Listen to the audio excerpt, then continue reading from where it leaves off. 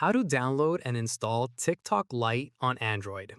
This tutorial shows you how to get the TikTok Lite app on your Android device. First, open the Google Play Store on your Android device. After that, tap on the search icon at the bottom center of the screen. From there, a search screen will open. Tap on the search bar at the top. At this point, type in TikTok Lite and tap search. In the next step, tap on TikTok Lite from the search results to open its store page.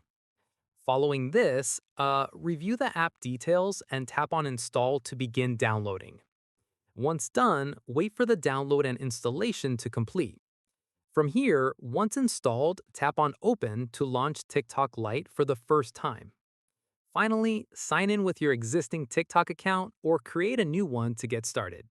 And that's it. If this guide helped you download TikTok Lite on your Android device, give it a like, subscribe for more Android tutorials, and tap the bell icon for updates. See you in the next one.